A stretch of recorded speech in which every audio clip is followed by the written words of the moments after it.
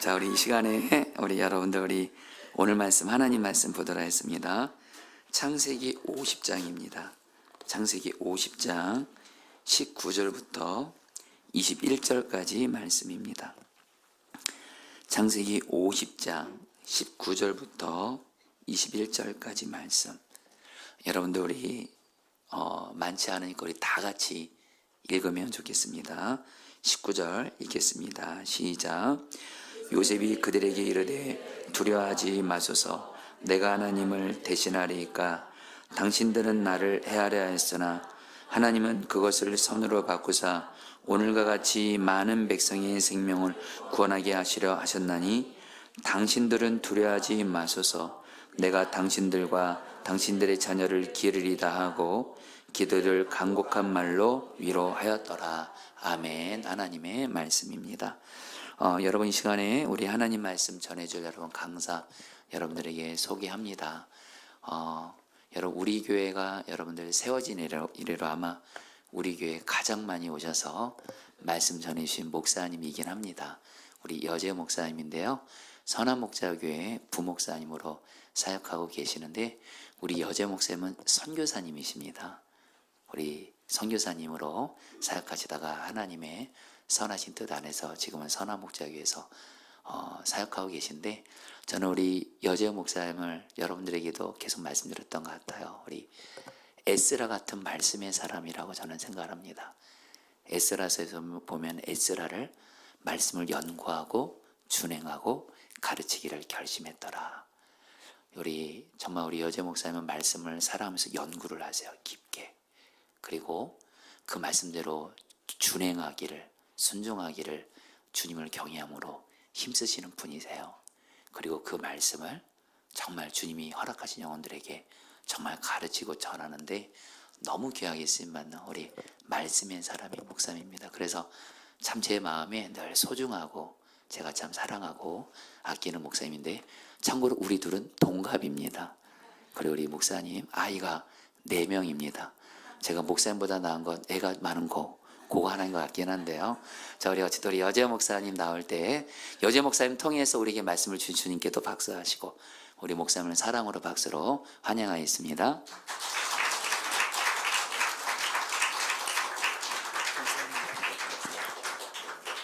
네, 여러분 반갑습니다.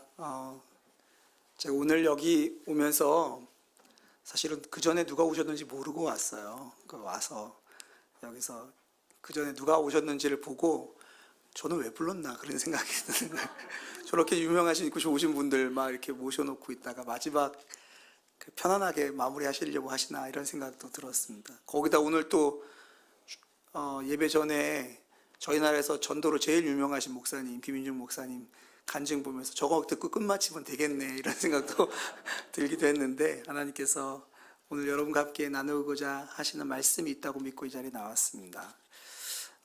제가 오늘 이 자리에 설 수 있었던 이유가 뭘까 좀 생각해 봤는데요. 그 중에 한 가지는 저는 잘 어울리지 않는 그 두 곳에 다리를 한쪽씩 얹고 있습니다. 먼저는 조금 전에 소개받았던 것처럼 저희 아이들이 4명이어서 저희 집은 그냥 아이들로 인하여 만나는 일들을 항상 겪는 평범한 가정의 아빠입니다. 근데 동시에 제가 사역하고 있는 사역의 대상들은 다윗 공동체라고 선한목자교회에서 36세에서 49세까지 싱글들을 담당하고 있습니다. 그러니까 저희는 아이들하고 지지고 볶는 것이 일상인데 제 사역 현장은 아직 결혼하지 않은 아니면 아직 싱글로 살고 있는 사람들과 이렇게 양다리를 걸치고 살아가고 있는 거죠.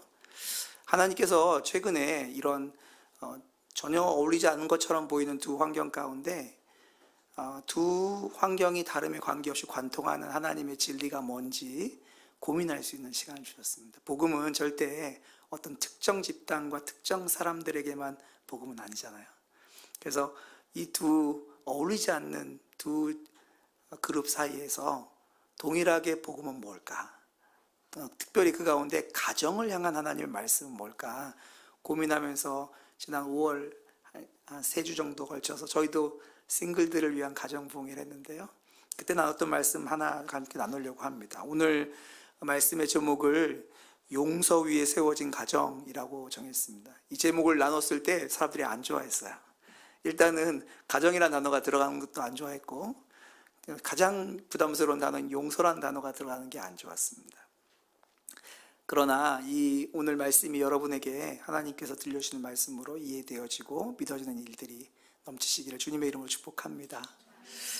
하나님께서 처음 에덴 동산을 만드시고 그리고 창조를 마치셨을 때 하나님이 창조한 이후에 하셨는데도 불구하고 하나님이 특별히 제정한 게 있습니다.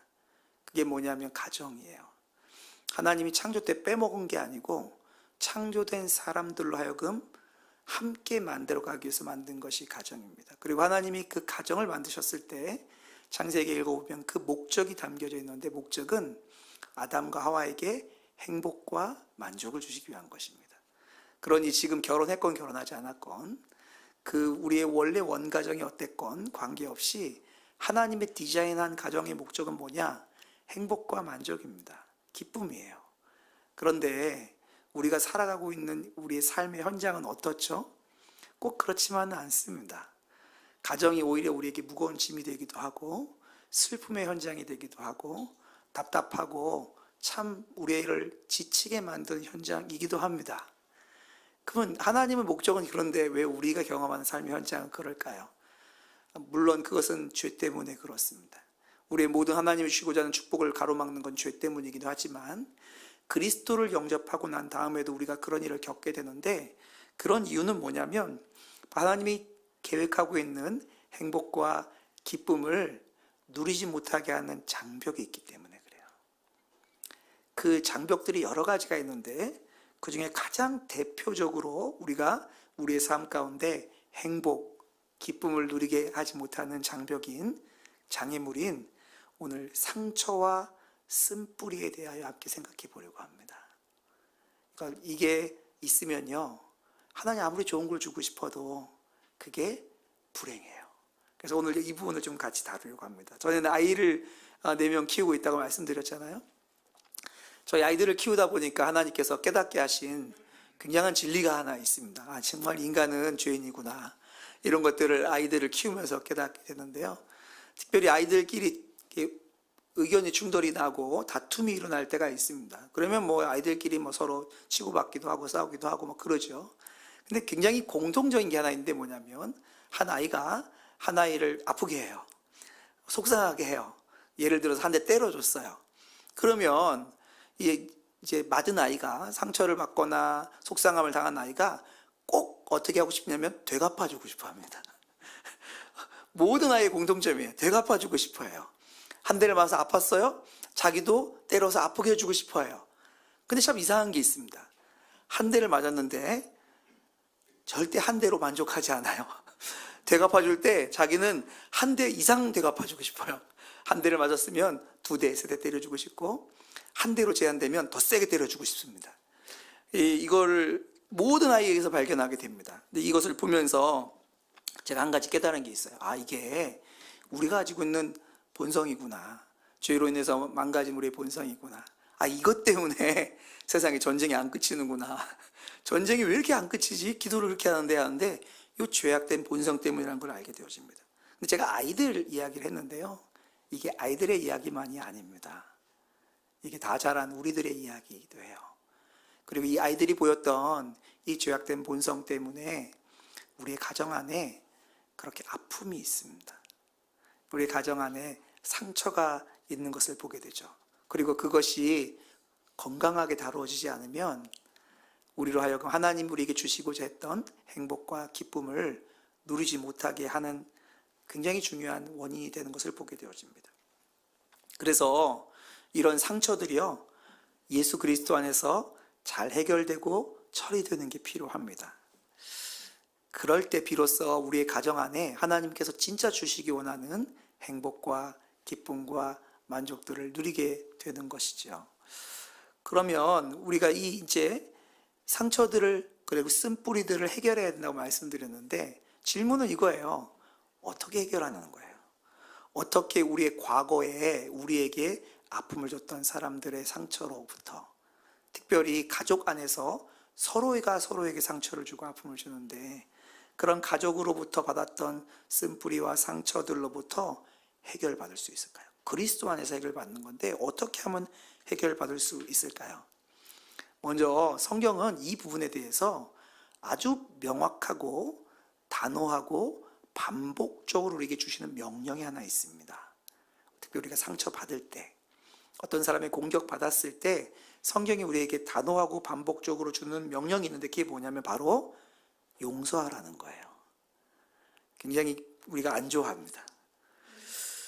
그리고 우리가 그 용서하라는 주의 명령을 어떻게 해야 되는지 용서의 기준도 반복적으로 알려주십니다.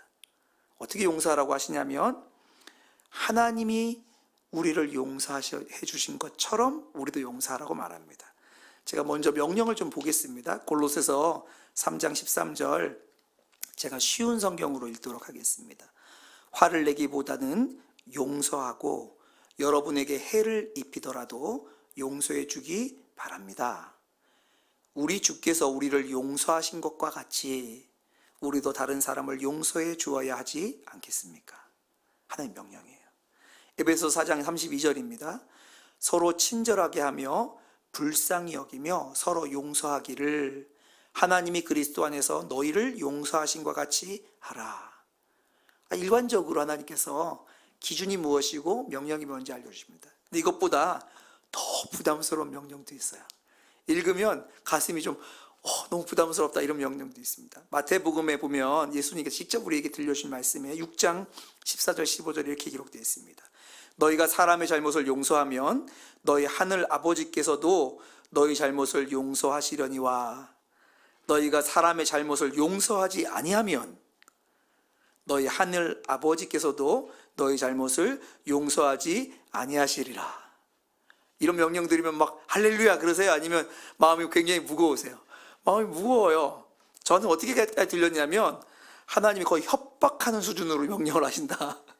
용서 안 해? 나도 안 해. 뭐 이런 느낌이 막 드는 거죠. 그러니까 이게 명령이야 협박이야 이런 생각이 드는 그런 무거운 명령입니다. 그런데요, 이런 하나님께서 주신 명령 때문에 자신은 그리스도인이 되기 싫다고 말하는 청년을 만난 적이 있습니다. 이런 이유들 때문에 자기는 그리스도인이 되기 싫다는 거예요. 왜냐하면 너무 그 청년의 말을 따르면 너무 호구 같다는 거예요. 너무 죄송합니다 찐따 같다는 거예요. 그리스도인들은 화도 못 내고 마음속에 불편한 게 있어 제대로 표현도 못하고 착하기는 착한 것 같은데 너무 바보 같다는 거예요. 그래서 자기는 그런 크리스찬 안 하고 싶다는 겁니다. 근데 여기도 고개를 끄덕이는 분들이 굉장히 많아요. 그렇죠? 이거 그걸 봤잖아. 그렇지. 그런 생각이 막 들어요. 그리고 솔직히 우리의 마음에도요. 그 말이 막 동의가 막 되어질 경우가 많아요. 그렇죠.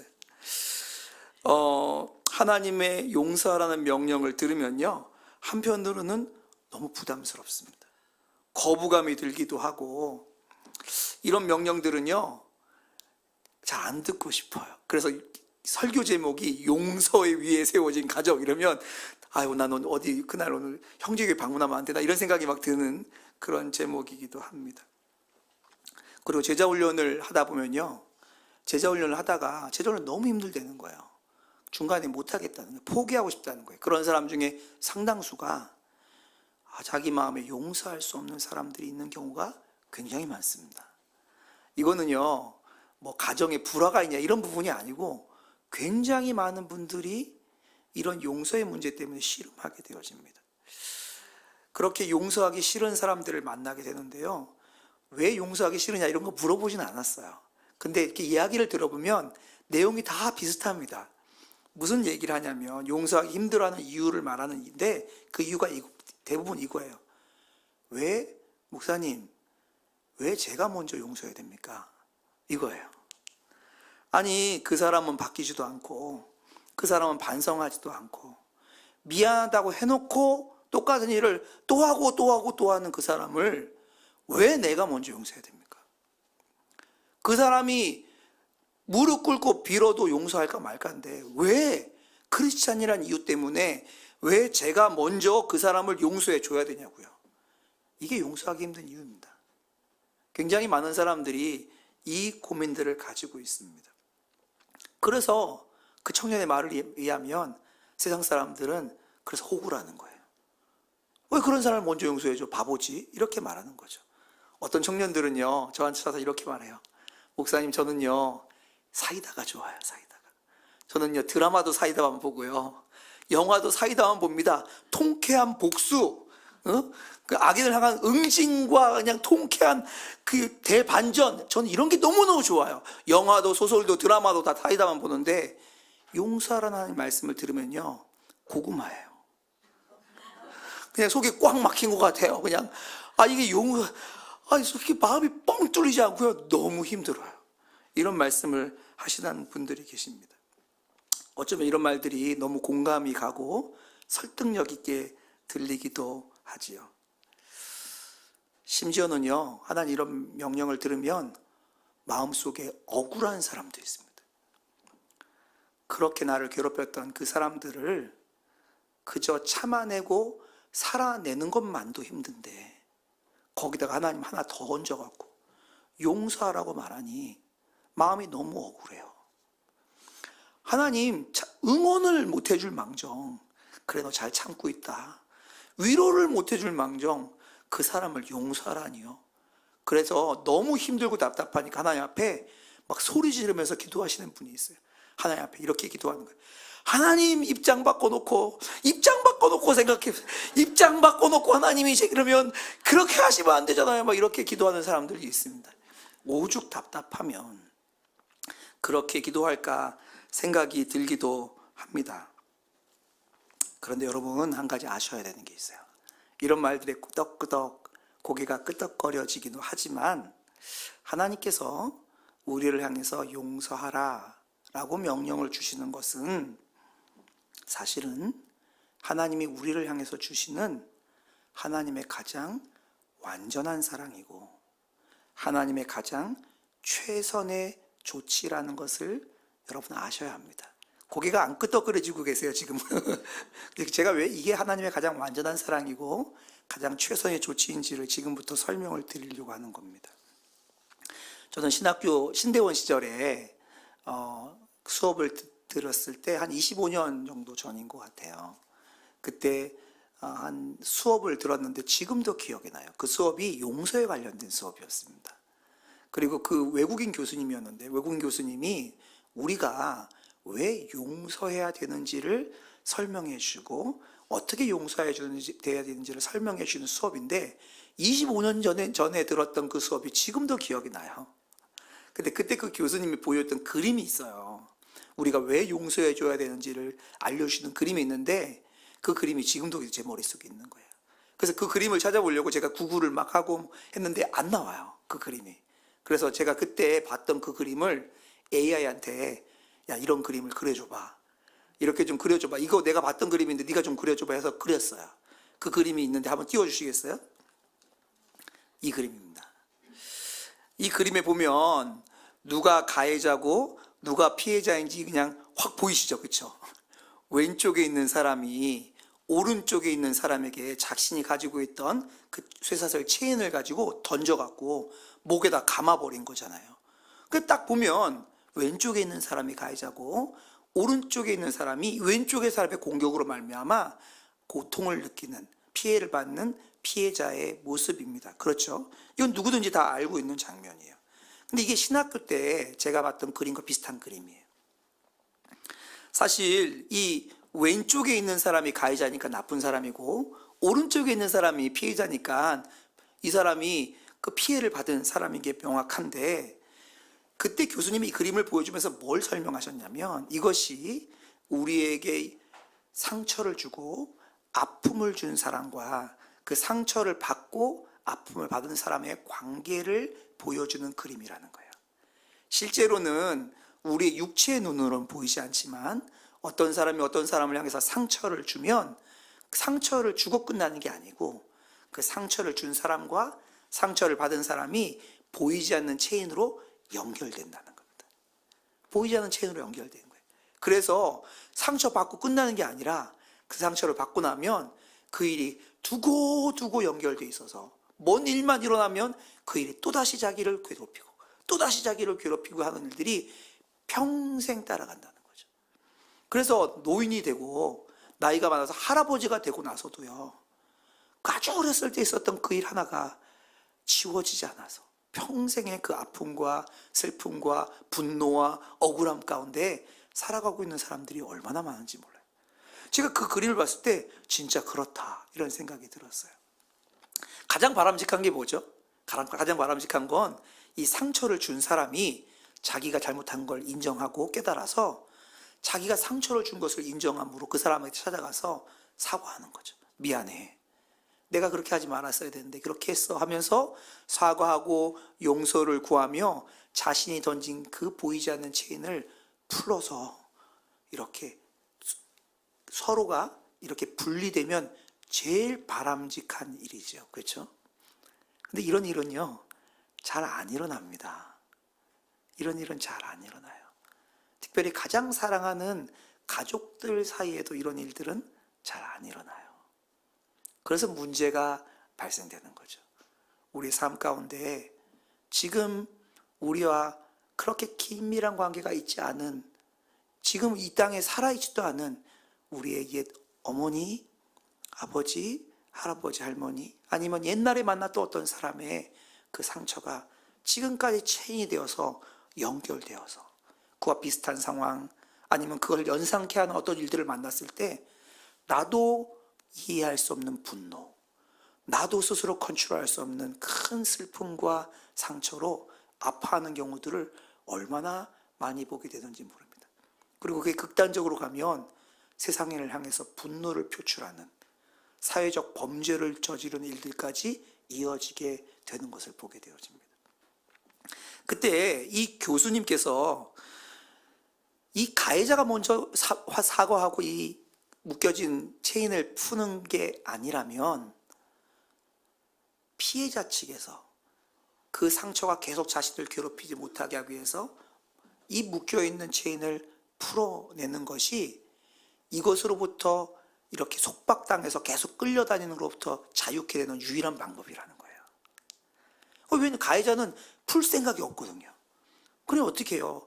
가해자가 나쁜 사람이긴 하지만 그 사람한테 계속 끌려다니면서 평생 그렇게 살 수 없으니 그것으로부터 자유하기 위해서 하는 것이 피해자가 이것을 풀어내는 건데, 그 피해자가 가해자의 어떠함과 관계없이 자기에게 왔던 그 묶인 체인을 풀어내는 것, 그게 뭐냐? 그게 바로 용서다, 이렇게 설명해 주셨어요. 너무 그림이 선명하게 이해되는 거예요. 그러니까 체인을 누가 먼저 풀어내요? 피해자가 먼저 풀어내는 거예요. 그 고통으로부터 자유롭게 되기 위해서 스스로 그 체인을 풀어내는 게, 그게 용서라는 것입니다. 여러분, 이게 성경이 말하는 용서예요. 성경이 말하는 용서를 알고 보면 아까 그 청년이 말했던 호구가 되는 거 아니에요. 세상의 바보처럼 찐따가 되는 게 아니라고요. 하나님께서 진짜 우리를요, 그 고통, 그 죄의 사슬이를 묶어서 쫙 끌고 가면서 우리를 막 저기도 던지고 여기도 던지는 그것으로부터 건져주시기 위해서, 하나님께서 우리를 정말 사랑해서 건지기 위해서 우리에게 주신 명령이 뭐냐? 그게 용서라는 것입니다. 그래서 첫 번째, 우리 용서를 좀 이해해야 되는데, 용서는 뭐냐? 용서는 가장 먼저 자기 자신을 살리기 위해서, 자기 자신을 그 상처와 아픔과 쓴뿌리들로부터 보호하기 위해서 선택하는 하나님의 명령이에요. 여러분, 이것이 분명해야 됩니다. 자꾸 성경 밖에서 용서를 보니까 억울한 거예요. 너무 답답한 거예요. 고구마한 거예요. 그렇지 않습니다. 성경은 하나님께서 우리에게 용서를 요구하실 때 그것이 우리를 위한 선택이라고 말씀하십니다. 이런 이야기들이 그냥 어떤 심리학자들이, 상담학자들이 설명하는 게 아니고요, 성경 안에도 나와 있는 걸 아십니까?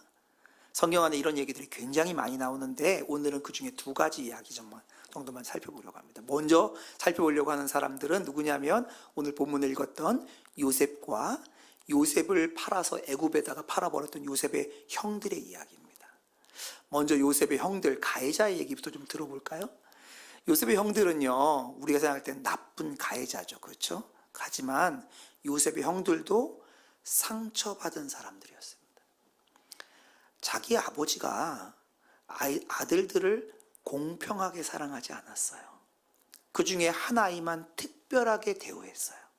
그러니까 아빠의 편애를 받았던 그 형들은요, 아빠로부터 상처받았습니다. 뿐만 아니라 아빠의 편애를 받던 그 자신들의 동생이 얘가 좀 그냥 편애받으면서 좀 머리 숙이고 있으면 좋은데 고자질장이에요. 아빠가 자기를 좋아하니까 뭔 일만 있으면 쪼르르 가서 아빠한테 꼬질러 바쳐요. 어떻게 하고 싶어요? 복수하고 싶죠. 상처를 받았으니 그 상처만큼 때려주고 싶잖아요. 아까 말씀드렸잖아요. 한 대 맞으면 2대 때려주고 싶다고. 이게 그 형들의 모습이었습니다. 그래서 형들이요, 상처를 받다가 그 상처가 터져버립니다. 그래서 복수하고 싶은 마음에 품으면 안 되는 생각을 품죠. 자기 동생을 없애버리고 싶어요. 얘가 없어지면 우리는 상처받지 않을 거야. 그래서 동생을 죽이기로 했다가 결국은 동생을 죽이는 것을 대신하여 이집트로 가는 노예상에게 동생을 팔아버리게 됩니다. 그리고 그 일로 말미암아 상처받았던 형들의 선택으로 말미암아 더 큰 상처와 슬픔을 만난 사람이 누구냐? 요셉이에요. 자신을 가장 사랑하고 보호해줘야 되는 가족들로부터 배반을 당하고 거의 죽음의 직전까지 몰렸다가 노예로 팔려서 평생 가본 적도 없는 문화와 언어 가운데 완전한 외톨이로 살게 되는 사람이 요셉입니다. 끔찍한 고통을 받게 되는 거죠.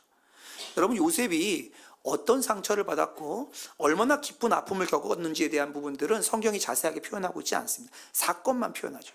그런데 요셉이 어떤 마음을 갖고 살았는지를 들여다볼 수 있는 성경 구절이 있어요.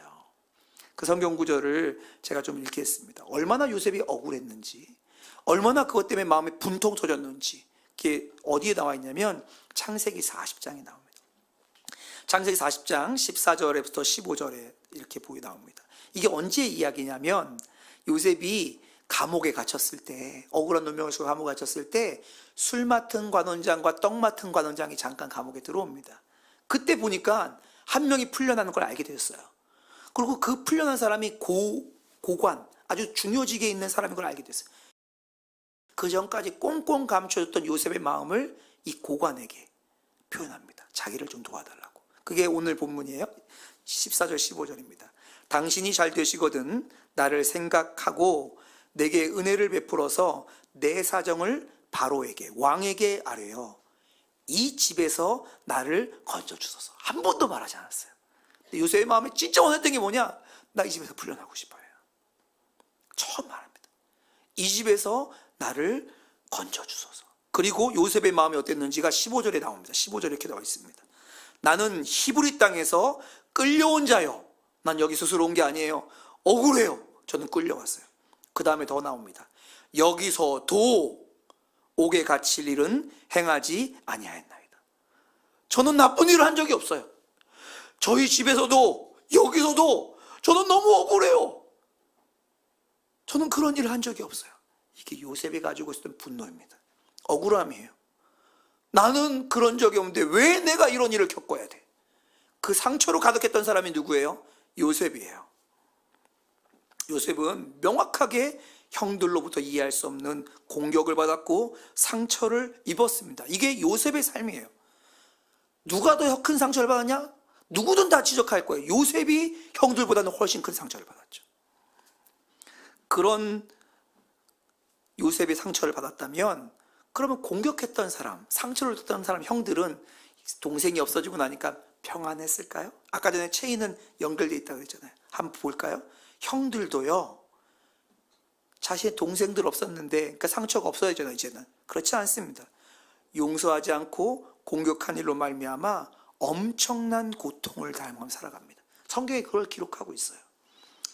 형들이 요셉을 이집트에 팔고 난 다음에 형들의 마음인 요셉은 지워졌어요. 요셉은 죽은 아이처럼 된 거예요. 근데 요셉이 죽었다고 생각하고 있는 그때 일어났던 일입니다. 그들이 식량이 없어서 애굽으로 갔을 때 갑자기 어려운 봉변을 만나게 됩니다. 그때 그들이 표현하는 표현을 보십시오. 창세기 42장 21절에서 22절입니다. 그들이 서로 말하되 우리가 아우의 일로, 요셉의 일로 말미암아 범죄하였도다. 그가 우리에게 애걸할 때에 그 마음의 괴로움을 보고도 듣지 아니하였으므로 이 괴로움이, 지금 이 괴로움이 우리에게 임하도다. 요셉을 다 지워버렸는데 그들은요, 요셉으로부터 풀려난 적이 없어요. 지금 만나는 고통이 요셉 때문이라고 말하고 있는 거예요. 보세요. 22절입니다. 루벤이 그들에게 대답하여 이르되 내가 너희에게 그 아이에 대하여 죄를 짓지 말라 하지 아니하였더냐. 그래도 너희가 듣지 아니하였느니라. 그러므로 그의 핏값을, 요셉의 핏값을, 죽은 줄 아는 거예요. 요셉의 핏값을 치르게 되었도다. 동생을 없애버렸는데 그들은 그들의 아픔의 원인들을 제거해버렸는데 자유롭지 않고요, 여전히 요셉에게 묶여서 괴로움만 만나면, 슬픔만 만나면 그 요셉의 원혼이 따라다니는 것처럼 우리가 그 핏값을 지금 경험하고 있다라고 말하고 있습니다. 아까 전에 공격한 자도 공격을 받은 자도 체인에 묶여 있다죠. 양쪽이 다 이 상처 앞에 묶여 있는 것을 성경은 보여주고 있습니다. 그리고 이 형들이요, 요셉을 나중에 만나요. 그리고 요셉과 화해합니다. 이집트로 다 이주해 살았어요. 그런데 어떻게 되는지 아십니까? 아빠가 죽어요. 야곱이 죽어요. 그러니까 그 형들이 다 해결된 줄 알았던 두려움이 또다시 일어납니다. 아빠가 죽으면 요셉이 우리에게 복수하면 어떡하지? 이런 두려움이 나와요. 그래서 50장에 가면, 창세기 50장에 그 형들이 여전히 그 체인에 묶여있는 걸 보게 됩니다. 보실까요? 15절입니다. 창세기 50장 15절. 요셉의 형들이 그들의 아버지가 죽었음을 보고 말하되 요셉이 혹시 우리를 미워하여 우리가 그에게 행한 모든 악을 다 갚지 아니할까 하고, 그런 기미도 안 보여요. 그런 일들이 일어날 것, 이런 데는 어떤 객관적인 증거가 없어요. 그럼에도 불구하고 그들의 마음에 뭐가 있어요? 여전히 두려움에 사로잡혀서 그 묶임 가운데 살아가고 있는 것을 보게 되어집니다. 공격했던 자도, 공격을 받았던 자도 체인에 묶여 있는 거죠. 그래서 그들이 18절에 이렇게 말합니다. 그의 형들이 또 친히 와서 요셉의 앞에 엎드려 이르되 우리는 당신의 종들이니이다. 그 체인이 해결되지 않는 순간은 평생 그 체인의 종들이 되어서 그들의 인생이 묶여서 끌려가서 엎드려지는 인생을 살아가는 것을 성경은 우리에게 명확하게 보여주고 있어요. 이게 우리 가운데 있는, 인생 가운데 있는 체인의 결과물들이에요. 그 체인이 가벼운 거건 무거운 건 없이 이게 우리의 삶에 일어나는 일입니다.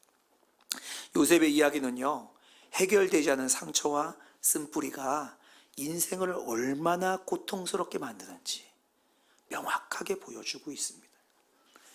근데 우리가 나중에 좀 살펴볼 테지만요, 이 둘 가운데 더 큰 고통을 받았던 요셉이 먼저 이 고통의 체인을 끊어버립니다.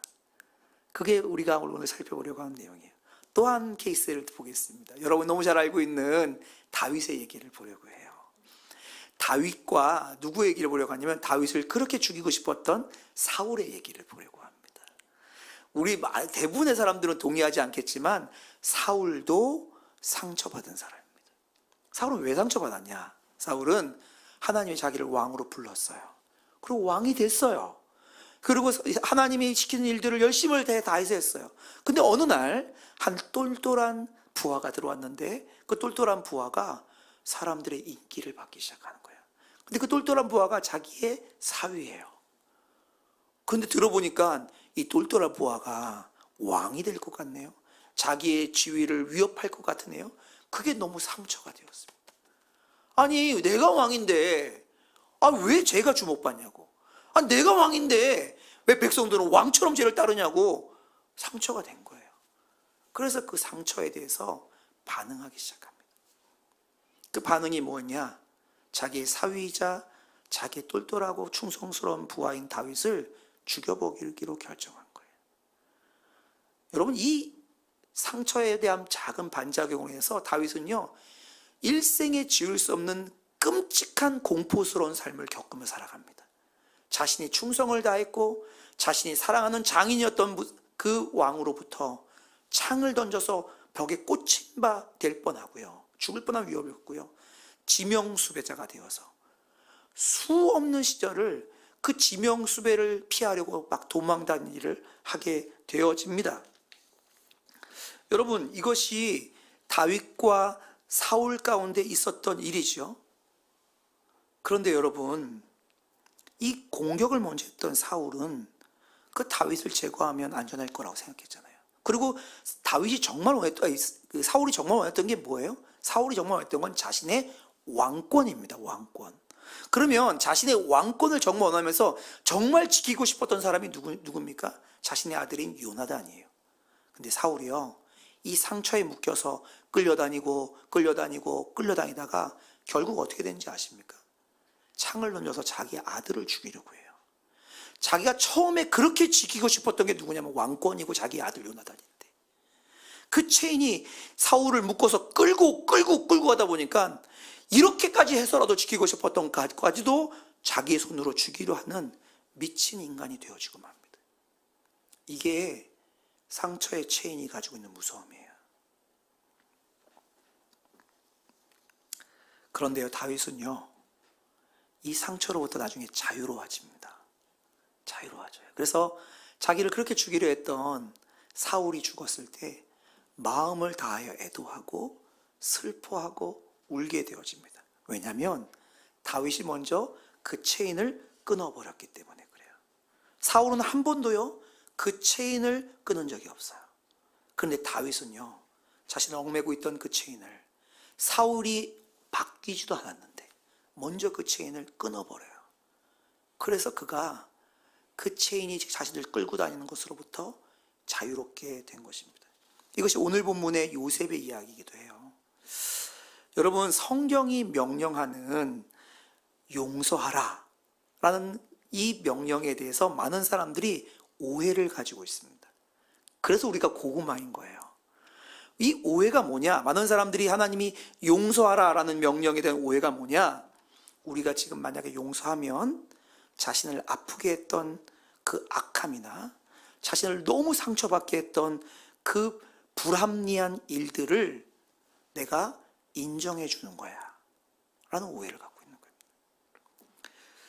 그 사람을 용납해 주는 거야 라는 오해를 갖고 있습니다. 아니요, 성경이 말하는 용서는 그 사람을 인정해 주거나 그 불합리한 죄악을 용납해 주는 거라고 말하고 있지 않습니다.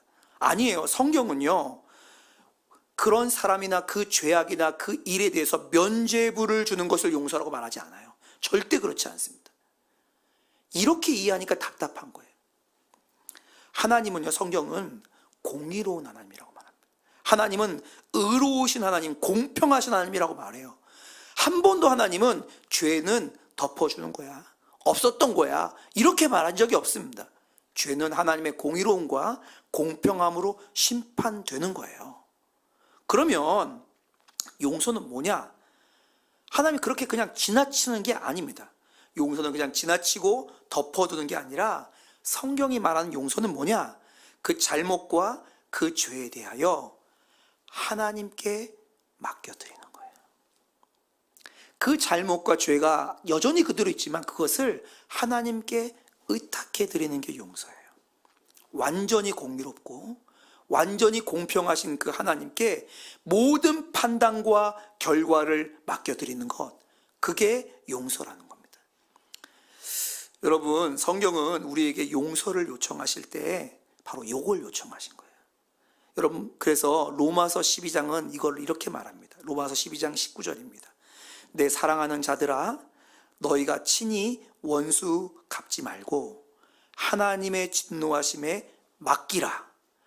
기록되었으되 원수 갚는 것이 내게 하나님께 있으니 내가 갚으리라고 주께서 말씀하시니라. 아멘입니다. 용서는 그 사람 잘못한 거 덮어주는 거 아닙니다. 하나님께 맡겨드리는 거예요. 내가 갚으리라 하신 하나님께 우리의 신뢰를, 우리의 믿음을 드리는 것을 성경은 뭐라고 말하냐면 용서라고 해요. 그리고 이것을 누가 했냐면 다윗이 했고, 이것을 요셉이 한 거예요. 다윗은요, 자신을 공격했던, 자신을 그렇게 아프게 했던 사울을 향해서 사울의 죄를 덮어준 적이 없습니다. 사울의 죄가 없었다고 면죄부를 준 적도 없어요. 하지만 다윗은 어떻게 했냐? 다윗이 어떻게 했냐 보실까요? 사무엘상 24장 12절입니다. 사무엘상 24장 12절 제가 읽겠습니다. 원컨대 여호와는, 하나님은 나와 왕 사이에, 나와 사울 사이에 판단하사 나를 위하여 왕에게, 사울에게 보복하시기를 원하나이다. 다윗은요, 억울했어요. 너무 아팠어요. 이건 그냥 지나칠 수 없는 거예요. 하나님, 나는 하나님이 사울과 나의 사이에 판단하사 사울에게 보복해 주시기를 원합니다. 이게 다윗의 솔직한 마음입니다. 다윗은 그것을 숨긴 적이 없어요. 그거 덮어둔 적이 없어요. 그렇지만 다윗은 뭘 선택했냐? 다윗은 이걸 선택했습니다. 원하옵니다마는 내 손으로는 왕을 해하지 않겠나이다. 이것이 다윗의 용서예요. 이것이 다윗의 용서예요. 그 사울의 악함이 체인으로 나를 묶고 끌고 가는 것은 나는 하지 않을 거예요. 나는 그 체인은 풀어버릴 거예요. 왜냐하면 나는 그것에 묶여 있을 수 없어요. 하지만 하나님, 공의로우신 하나님, 그 판단은 주님께 맡겨드립니다. 이게 용서인 겁니다. 오늘 요셉도 똑같은 얘기를 합니다. 요셉도 그 자기가 고통스러웠던 형들을 향해서 복수를 두려워한 형들에게 19절에 이렇게 말합니다. 오늘 읽었던 본문이에요. 요셉이 그들에게 이르되 두려워하지 마소서, 두려워하지 마소서. 내가 하나님을 대신하리이까. 요셉도요, 하나님께 형들의 악함을 맡겨드린 거예요. 이게 용서인 겁니다. 이런 용서가 결국 어떤 일을 이루냐?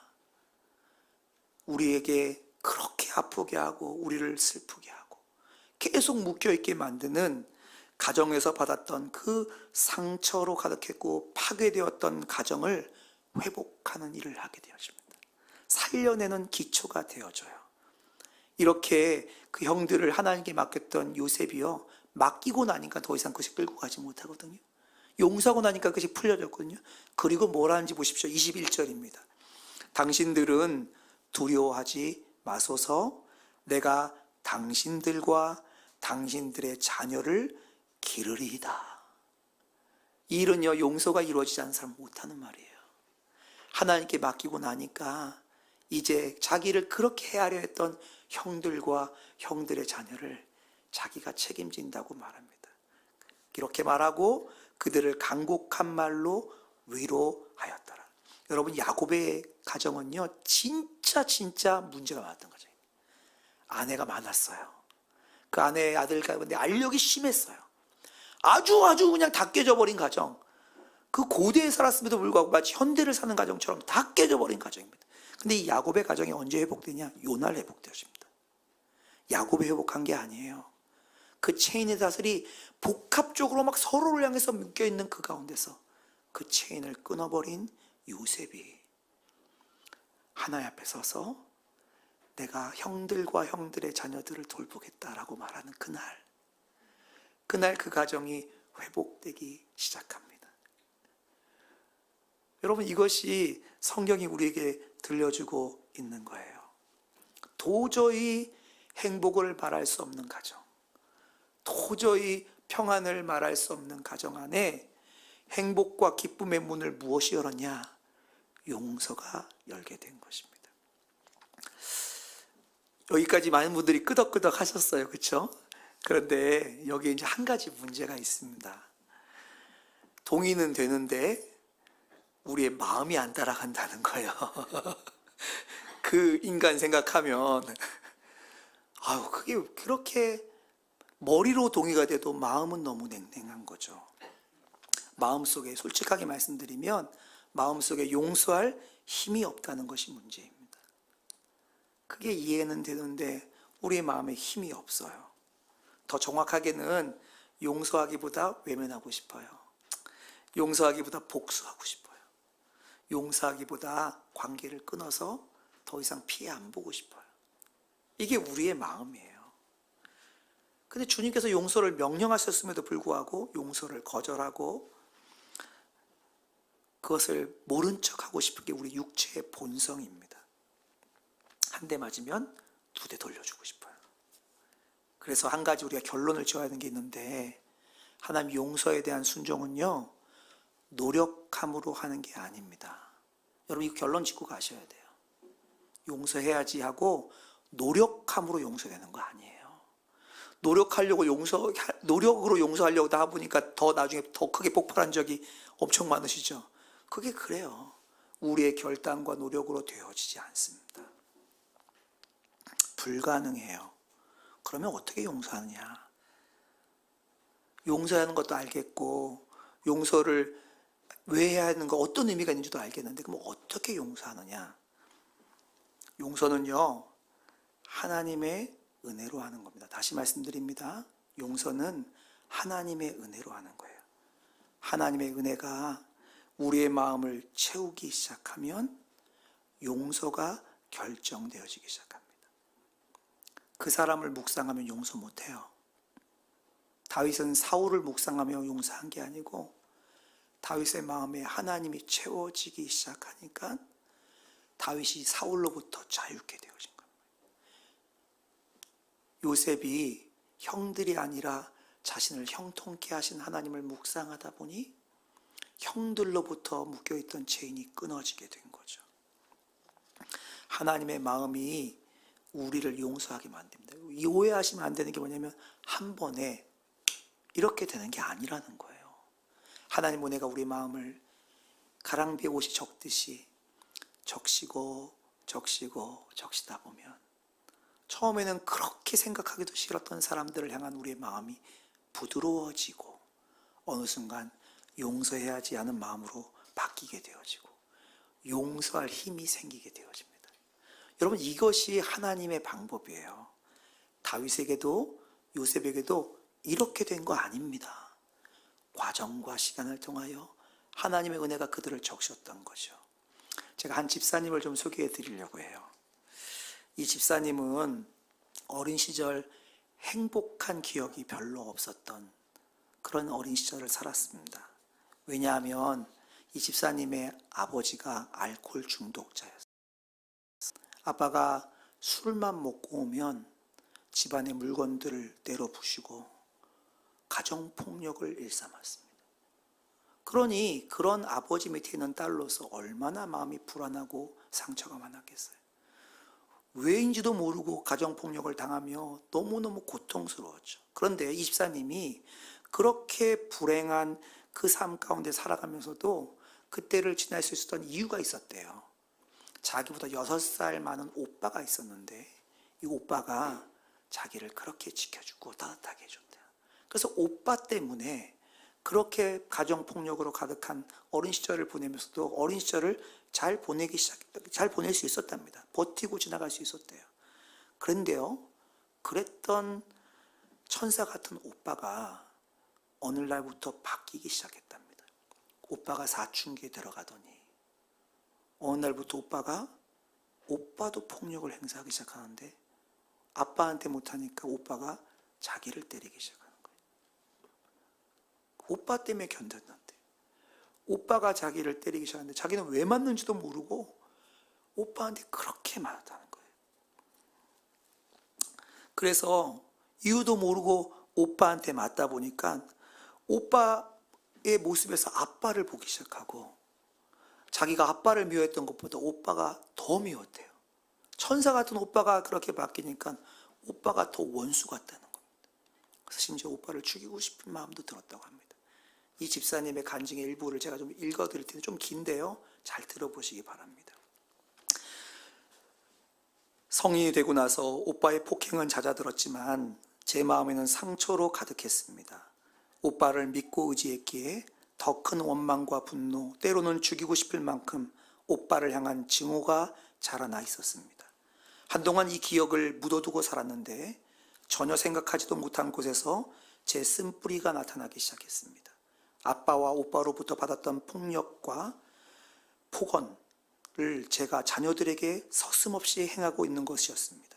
어느 순간 주님께서 잘못되었음을 깨닫게 하시고 제 마음에 깊은 상처가 있음을 알게 하셨습니다. 속회와 공동체 안에 제 어린 시절의 아픔을 용기 내어 나누었고 제 오랜 상처가 치유되도록 또한 원가정이 회복될 수 있도록 중보 요청하였습니다. 그러자 점차 놀라운 일이 일어났습니다. 오빠를 향한 원망은 점차 사라지고 대신에 사랑과 긍휼의 마음이 샘솟기 시작하는 것이었습니다. 오빠는 얼마나 힘들었을까? 주님께 기도하면 할수록 오빠를 향한 증오심이 점점 사라지는 대신 제 안에 오래 식어져 있었던 사랑이 회복되기 시작했습니다. 마침내 주님 앞에 결단하고 기도한 후에 용기 내어 오빠에게 정말 오랜만에 카톡 메시지를 보냈습니다. 눈 오고 추운 겨울이 되면 그때 나를 챙겨줬던 오빠가 생각나. 오빠도 어렸는데 나부터 챙겨줘서 많이 고마웠어. 답장은 받지 못했지만 거절감보다는 충만한 주님의 사랑이 제 안에 가득했습니다. 이전에는 오빠를 향한 미움, 행복하지 않았던 원가정을 향한 원망이 가득했습니다. 지나고 보니 그 부정적인 쓴뿌리가 마치 2차 가해처럼 제 영혼을 더 고통스럽게 하고 있었습니다. 그러나 이 모든 속박으로부터 주님이 저를 자유케 하셨습니다. 아멘입니다. 우리가 결단하고 노력해서 용서하지 않습니다. 하나님의 은혜가 우리를 적시다 보면, 그분의 영광이 우리를 비추다 보면 도저히 우리 마음에 품어낼 수 없는 그 과거의 상처와 아픔들을 하나님이 우리로 하여금 끊어내게 하시는 은혜를 주십니다. 오늘 밤 그 은혜가 여러분에게 넘치시기를 주님의 이름으로 축복합니다. 그러나 여러분, 이 용서의 놀라운 역사는요, 노력으로 하는 건 아니지만 가만히 있다고 이루어지는 일도 아닙니다.